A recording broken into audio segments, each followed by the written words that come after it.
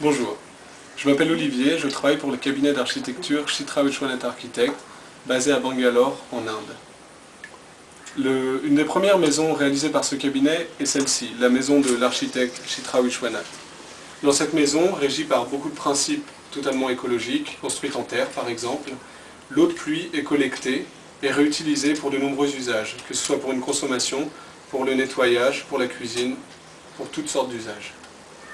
Depuis le toit, qui est un toit plat, l'eau, en cas de pluie, l'eau est collectée au travers d'un tuyau. Et ce tuyau, dans un premier temps, évacue les premiers millimètres d'eau qui sont chargés de boue, chargés de toutes les poussières qui se sont accumulées sur le toit alors qu'il ne pleuvait pas. Ce premier volume d'eau est stocké dans un tuyau. Voici ce tuyau. Ça s'appelle en anglais le First Rain Separator. Donc le premier volume d'eau qui vient depuis le toit, le tuyau supérieur que vous voyez, est l'eau qui provient du toit. Ce premier volume d'eau arrive ici. Le tuyau se termine par une valve et il peut être vidé après chaque pluie.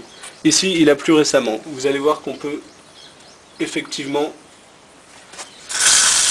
vider l'eau. Et cette eau est colorée. Elle est pleine de poussière et de particules qui ne peuvent pas être filtrées ou réutilisées. Une fois que ce filtre est plein, une fois que ce premier tuyau est plein, l'eau passe dans le deuxième tuyau que vous voyez sur la droite.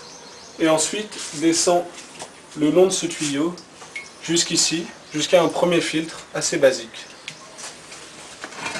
Ce filtre est composé pour une première partie d'un grillage fin qui récolte toutes les feuilles et toutes les grosses particules. Et en dessous de ce grillage, il y a du charbon qui permet une deuxième filtration. En dessous de ce charbon, il y a aussi des gros cailloux qui récoltent les particules plus fines. L'eau, quand elle vient du tuyau, doit d'abord remplir tout ce filtre, ou au moins passer au travers de ce filtre, pour ensuite être évacuée par ce tuyau et être stockée, dans un deuxième temps, dans ces réservoirs souterrains, qui ne sont pas laissés à l'air libre pour pas qu'il y ait de développement de bactéries. En cas de forte pluie, toute l'eau vient ici, mais elle n'a pas le temps de passer au travers de tout le système, autrement tout le système déborderait. Il y a donc un deuxième système, ici, avec simplement un premier petit grillage qui permet de faire passer l'eau en cas de forte pluie.